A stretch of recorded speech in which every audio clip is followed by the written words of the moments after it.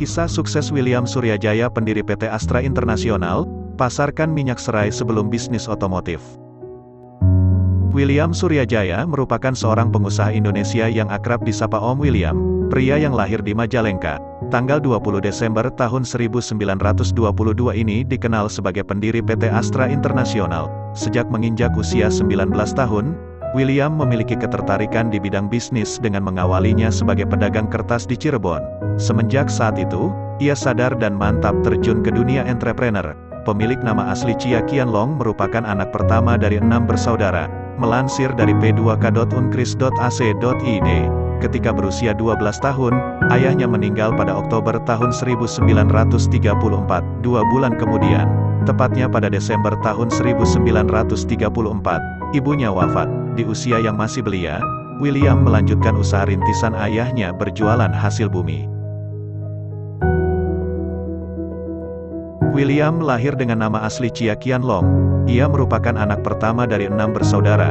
Di usia yang masih belia, yaitu saat umur 12 tahun, ayahnya meninggal pada Oktober tahun 1934. 2 bulan kemudian pada Desember tahun 1934, ibunya menyusul kepergian sang ayah. Sedari kecil mau tak mau William melanjutkan usaha rintisan ayahnya berjualan hasil bumi. Ia menimba ilmu dasar di Hollands Chinese Zending School, HCZS, di Kadipaten. Kemudian William menempuh pendidikan menengahnya di Mulo, Cirebon. Namun, saat usianya menginjak 19 tahun, ia memutuskan untuk banting setir dengan meninggalkan pendidikannya dan memilih menjadi seorang pedagang kertas.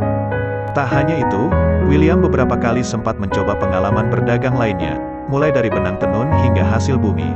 Hasil dagangannya tersebut kemudian ia gunakan untuk memenuhi kebutuhan saudara-saudaranya sekaligus bekal melanjutkan studi ke Belanda. Di Belanda, William menempuh pendidikan sekolah industri bidang penyamakan kulit, tepatnya di Middelburg Vakschool V.